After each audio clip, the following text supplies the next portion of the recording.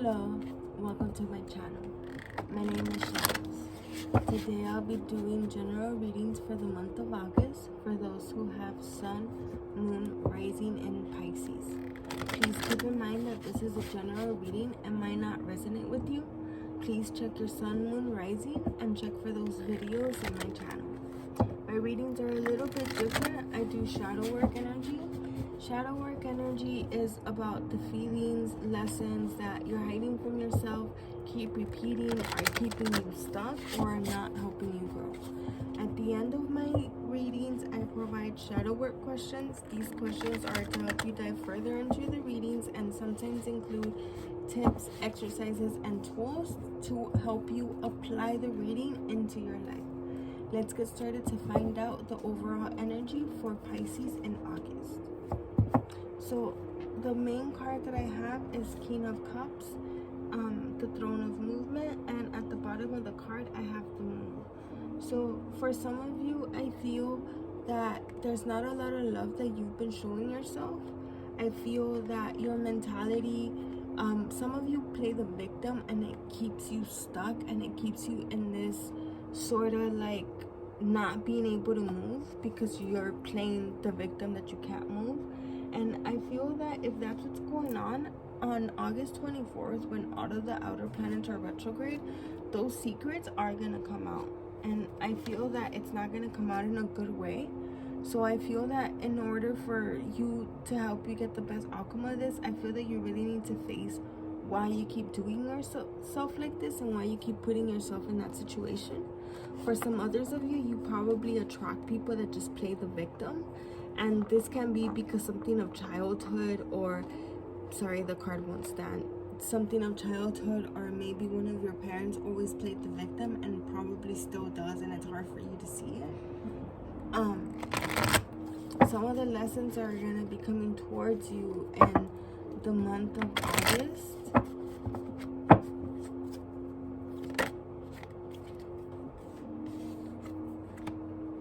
Acceptance and gratitude, and at the bottom of the deck we have power. So I feel that for some of you, you're giving away your power to other people. You could either be doing this by playing the victim yourself or by accepting people to play the victim around you. When you allow people to play the victim around you and to actually cater to their needs when you know that they're lying to you, or you know that you shouldn't, or you know that you are enabling them in a sense, I feel that what you're really doing is you're not accepting how things are and you're trying to make them your own way. And I feel that if this resonates with you, this is something that has been happening in the past and in other relationships, and something probably that you learned in childhood or growing up. I feel that for some others of you, you don't have gratitude towards yourself, and I feel that you should be more grateful towards yourself. Or I feel that there are some relationships where they don't appreciate you and they're not grateful towards you and you still stay. For some of you, if that resonates with you, I feel that you should look at your past relationships to see if that's something that always comes up. If it does, try to heal that part of yourself. I know you probably hear that all the time where it says try to heal this part of yourself, and it's like, how do I do that? So I feel that for some of you that resonates with you, look into codependency books. Look into some reading books. They actually have workbooks that come with reading books that have exercises. So it's sort of like you're going to therapy. And there's also a lot of therapy out there. I would look into that if you are suffering from codependency. It's something that's really hard to get over, speaking from someone that's codependent. Myself, I'm like that sometimes. So what I have coming out for the feelings that you have been ignoring or not facing, I feel that for some of you, we are calling the storm. What this means is you hold in your feelings and you sometimes explode when it's not the best time, or you don't explode.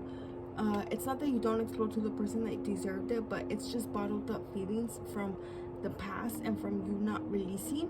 And the other card that came out is Black Flower Fragrance, and that's also about holding in negative feelings, letting them control you, letting them consume you, letting them eat you up. If this resonates with you, I feel that for those might be having also obsessive thoughts and thoughts that are just negative and not helping you grow. and they're really just keeping you stuck in that relationship mentality and that habit, and just not providing any substance for you to actually change or grow. Let's clarify and let's dive deeper into this.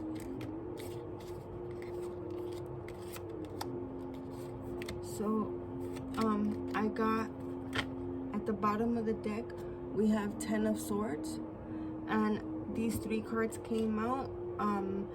The High Priestess upside down, the Hierophant, and 9 of Wands. What I feel that this means is you're really blocking your intuition, and some of you have a high intuition and you're blocking it because of the negative thoughts and the negative feelings that you're holding within yourself. If you want to know if this is you, I feel that you would know, because sometimes your intuition tells you something and it turns out to be right, and then sometimes you feel it's your intuition talking, it's really your ego or just trying to mess with you or something, and you believe it and it doesn't turn out to be right. And I feel that means that you could be disconnected from your intuition. Meditation can help you, yoga can help you, and also just working on your past is something that could really help you. And by working on your past, one thing that you could do is journaling. I'll provide some tools at the end of the reading with the shadow work questions. The Hierophant, I feel that some of you with your intuition being blocked, what ends up happening is you try to take control of some of the situations. So for some of you, you're trying to control what actually happens, and I don't think that's gonna help you or lead you to victory. I feel that you controlling your intuition and you controlling your thoughts, that's what's really gonna help you, lead you to victory, and lead you to that satisfaction that you really seek within yourself. And for those of you that are looking for this victory within a relationship or are looking for it with somebody else, please know that your victory never lies within a person. Your victory is always within yourself. A relationship is not going to change the way that you feel about yourself. You could only do that. And you're giving away your power to other people if you really believe that a relationship is going to change you, or is going to bring that happiness that you truly desire or truly want. Let's clarify calling the storm. Let's find out more about this. Why is this here with acceptance? And at the bottom of the deck, I forgot to mention, we have Parasite. Parasite is about the codependency energy that I was talking about earlier. Some of you are codependent in relationships. You put your identity in relationships. Look at your birth chart. Try to see your birth chart from a whole sign chart. That's actually where your rising sign is actually the first house. This helps you see and understand the birth chart better, and that's the type of chart that I'm talking about. There's a lot of systems. So whole sign charts, look at your 7th house.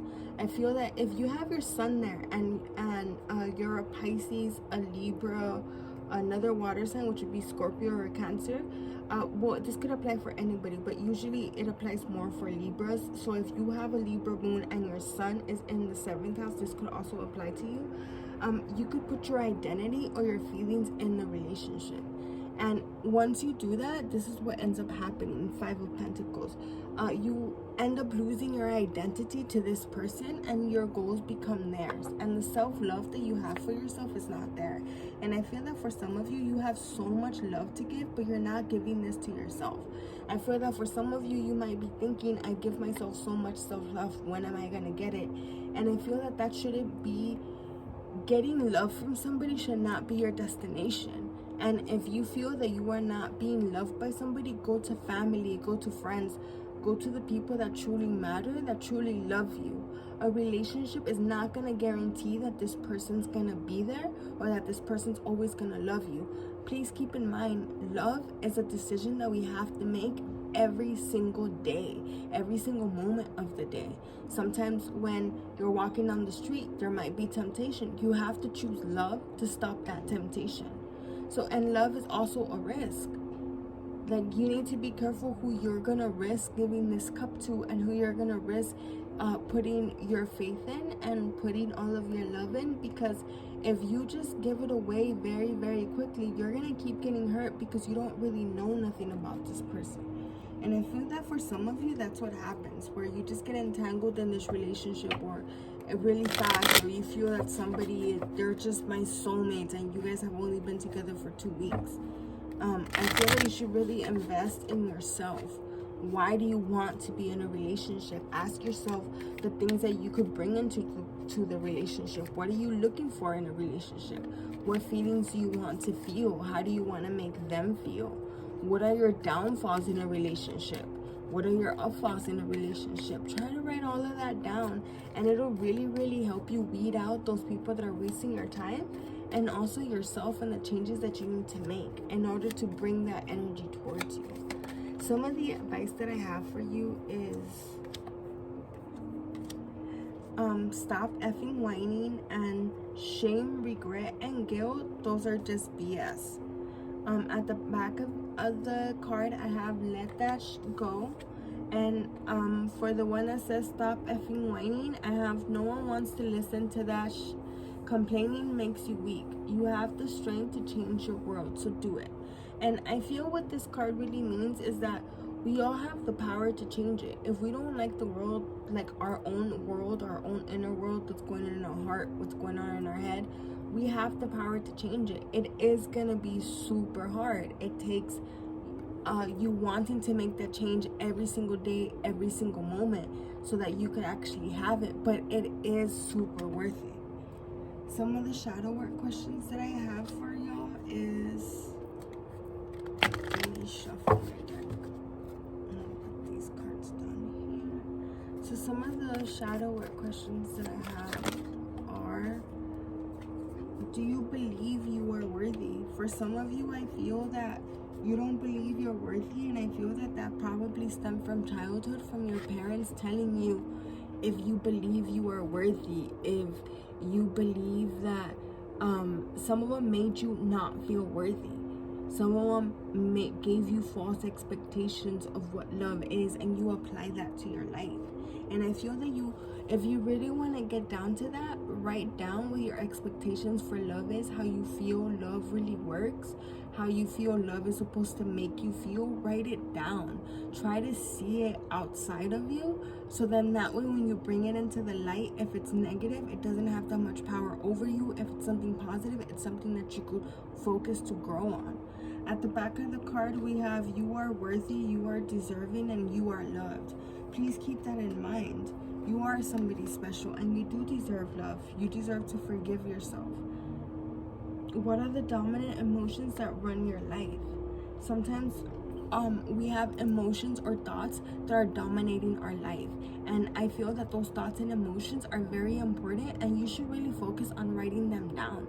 See where they came from. Explore what they really mean to you. When you think about them and you meditate with those feelings and thoughts that really come up, and you wrote them down, meditate with them. See what part of your body feels tense. Write that down. All of this information, what you're doing is like going to the doctor's office and just taking an intake on yourself, just trying to see what works, what doesn't work for yourself. And I feel that this is something that you should do at least once, twice a year. You could do it more if you'd like to, but it just really makes you think about what you're putting your energy to and what you're trying to attract into your life. And sometimes we don't do this. We don't write down our goals in a relationship, but we want to feel, not what we want to have physically, but what we want to feel, the things we want to experience. What can we bring to the table? Sometimes we also don't talk about the emotions that are dominating our life, the thoughts that really take over our life. And I feel that really talking about that could really bring it into the light to really help you change, if that's something that you really want to change. The last question that I have for you is, does my life have room for more pleasure and play?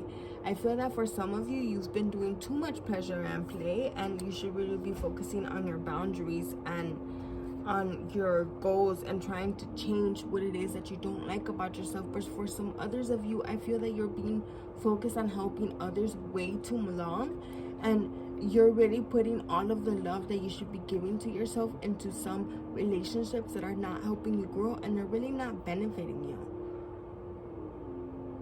In what area are you lacking pleasure right now? Write it down. maybe in certain relationships or with your work. Maybe you're not happy with your work. Maybe you're not happy with what you do. What would you like to be doing? Is there a certification you could get for that?